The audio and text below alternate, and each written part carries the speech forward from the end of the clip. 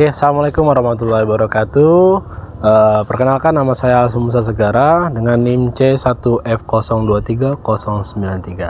Saya dari kelas R0011. Di sini saya akan menjawab pertanyaan yang berhubungan dengan manajemen produk halal, yang dimana tugas tersebut juga merupakan tugas dari ujian tengah semester. Oke, di video kali ini kita akan bahas tentang sejarah, alur, peran lembaga, dan tantangan sertifikasi halal di Indonesia. Yuk, langsung aja. Baik, pertanyaan yang pertama. Jelaskan sejarah regulasi sistem jaminan produk halal di Indonesia. Oke, pertama kita mulai dari sejarahnya. Sistem jaminan produk halal di Indonesia resmi diatur lewat Undang-Undang Nomor 33 Tahun 2014 tentang jaminan produk halal. Sebelum undang-undang ini berlaku, sertifikasi halal sepenuhnya dipegang oleh Majelis Ulama Indonesia atau MUI.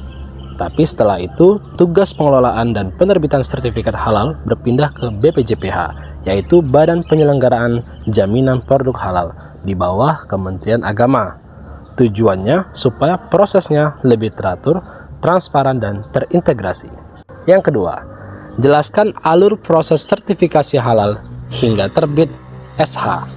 Kita bahas alur proses sertifikasi halal. Yang pertama, pelaku usaha mengajukan permohonan ke BPJPH. Lalu, LPH atau Lembaga Pemeriksa Halal melakukan pemeriksaan dan pengujian produk. Setelah hasil keluar, MUI menelaah dan menetapkan fatwa halal berdasarkan hasil pemeriksaan tersebut. Terakhir, BPJPH menerbitkan sertifikat halal sebagai bukti resmi kehalalan produk. Yang ketiga, uraikan peran BPJPH, LPH, LP3H, dan Majelis Ulama Indonesia dalam proses sertifikat halal di Indonesia. Oke, ketiga masing-masing lembaga punya perannya sendiri. Yang pertama, BPJPH berfungsi mengatur, menerbitkan, dan mengawasi sistem jaminan halal. Yang kedua, LPH bertugas melakukan audit dan pemeriksaan produk di lapangan. Yang ketiga, LP3H berperan sebagai pendamping yang membantu UMKM memahami proses sertifikasi. Lalu yang terakhir, MUI menetapkan keputusan akhir tentang kehalalan produk melalui sidang fatwa. Baik, soal nomor 4. Menurut kalian, apa tantangan terbesar bagi pelaku usaha mikro dan kecil atau UMKM dalam memperoleh sertifikat halal? Sertakan solusi yang bisa diimplementasikan. Baik, sekarang kita masuk ke bagian terakhir tentang tantangan bagi UMKM. Banyak pelaku usaha kecil masih kesulitan karena biaya sertifikasi, kurangnya pengetahuan, dan akses ke lembaga terkait. Solusinya bisa dilakukan dengan program pendampingan gratis, subsidi biaya sertifikasi, dan pelatihan sederhana agar UMKM lebih siap bersaing di pasar halal nasional maupun global. Oke, soal yang terakhir. Di sini soal ini merupakan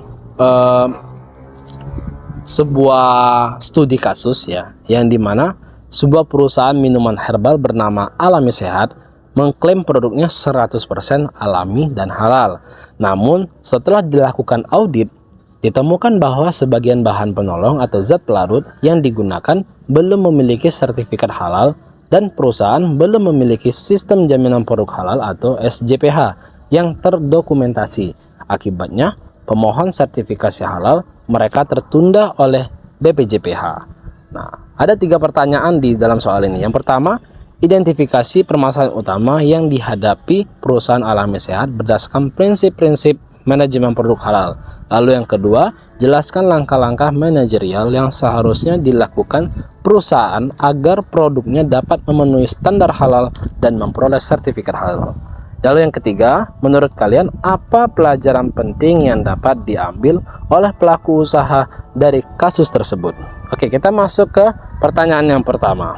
Pertama, permasalahan utama yang dihadapi Alami Sehat terletak pada 2 hal penting. Yang pertama, bahan penolong atau zat pelarut yang digunakan belum memiliki sertifikasi halal.